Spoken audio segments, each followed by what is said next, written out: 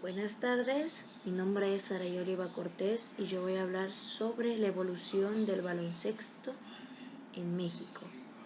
Bueno, pues como se sabe, la llegada del baloncesto en México tuvo un impacto importante desde los tiempos de 1902, gracias a Guillermo Spencer, quien dirigía un instituto metodista en la ciudad de Puebla.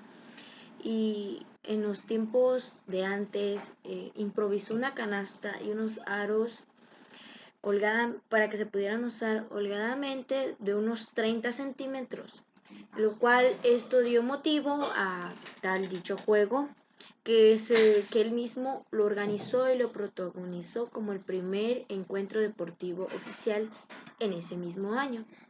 3 años después, en él marcó los festejos de la conmemoración del 5 de mayo, cual se abrieron las puertas al primer partido profesional, que también fue la primera exhibición pública de este deporte.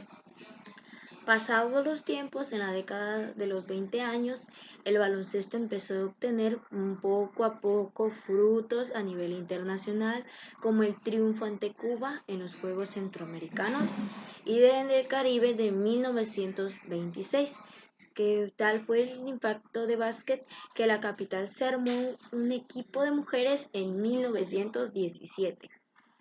Pero la pasión del básquet alcanzó su punto más alto cuando en los Juegos Olímpicos de Berlín de 1936 el equipo nacional obtuvo la primera medalla olímpica en un deporte de conjunto en la selección nacional, tras 3 derrotas a Polonia. Después de esto, la historia que viene siendo el baloncesto en nuestro país sigue siendo muy alta de calidad y competitiva. 2, 3. En Londres de 1948, los guerreros mexicanos de muy alta calidad y competitiva perdieron el bronce por apenas 5 puntos ante Brasil. Para Mackenzie, en 1952, la selección mexicana se colocó en noveno lugar en las justas en 1960 y en 1964 hubo la participación que ya no se trascendía como en antaño. Cuando México se le otorga la sede olímpica en la Ciudad de México, algo estaba claro para general José de Jesús Clark Flores, el presidente del Comité Olímpico Mexicano. Él pensaba que el deporte necesitaba a los mejores entrenadores y siendo así un apasionado al básquet, hizo lo posible para que los mejores entrenadores disponibles se hicieran a cargo de la selección. Y es que pues Clark Flores inició en los deportes en 1941 en el básquetbol y fundó un equipo llamado Transmisiones que estaba integrado por los miembros del ejército regular, ya que Clark era el militar en 2 años. Se formaron más de 200 equipos similares. 5 años después se convirtió en presidente de la Federación Mexicana de Básquetbol.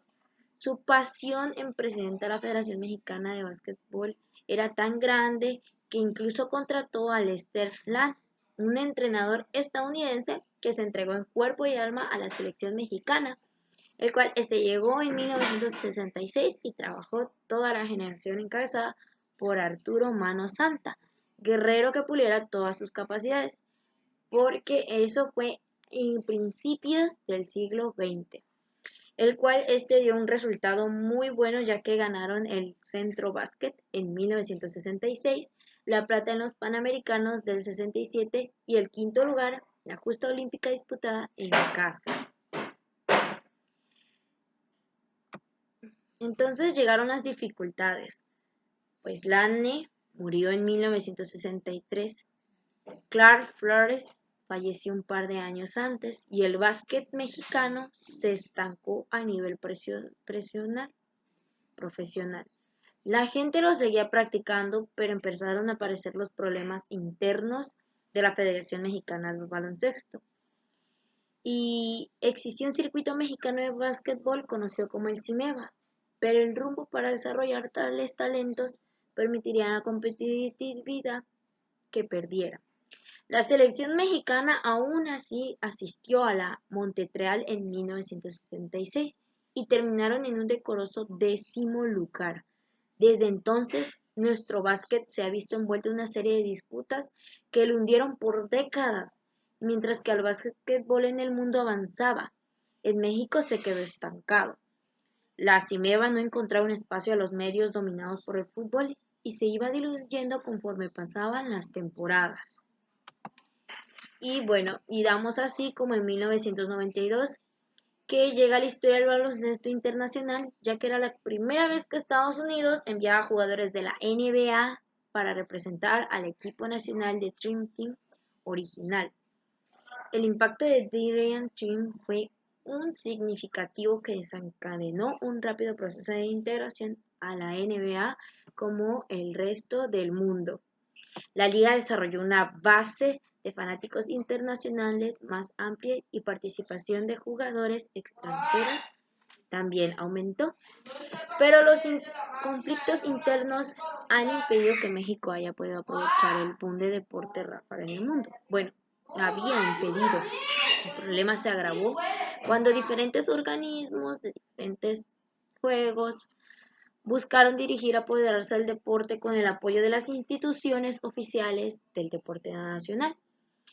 Y así fue como pasaron años donde México no era competitivo en ningún nivel de la CNBA.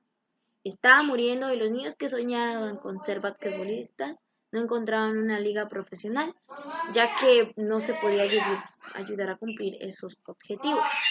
Mientras a nivel federativo no había rumbo a la afición,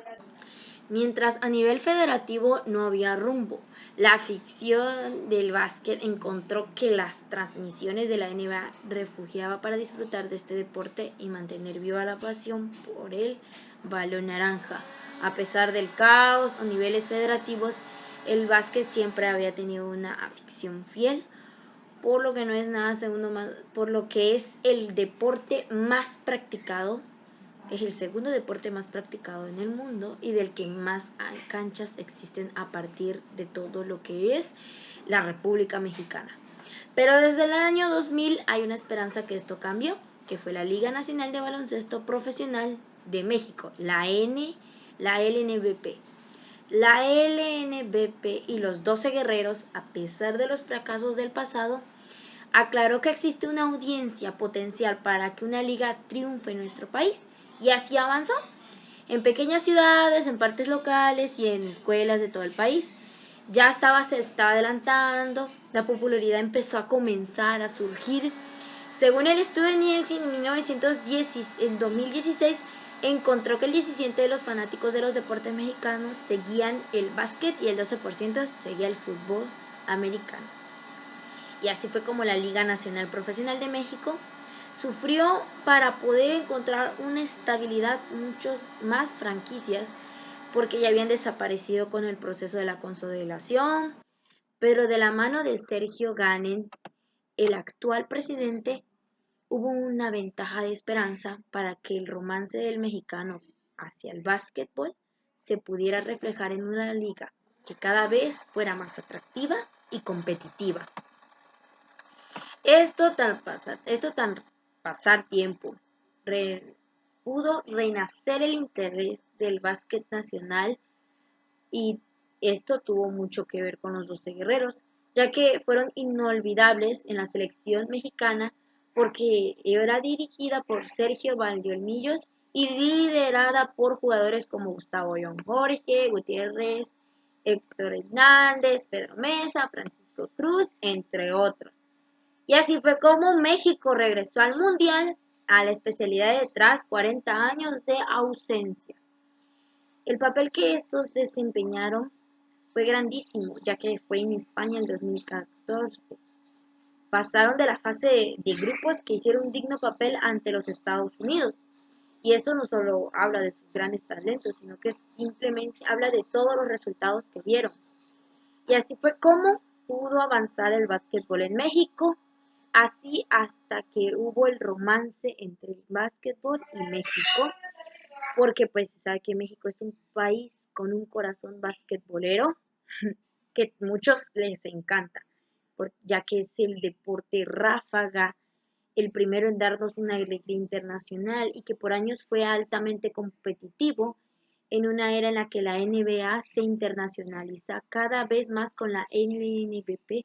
Está demostrando que el deporte ráfaga es un negocio rentable, que se puede ser un profesional bien pagado y que el producto ofrece gran calidad.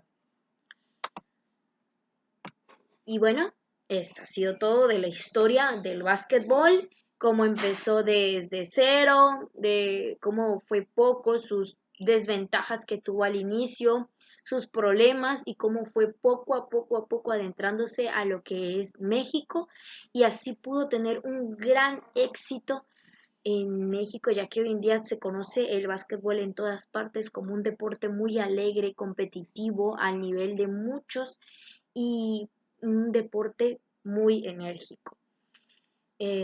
Hasta luego.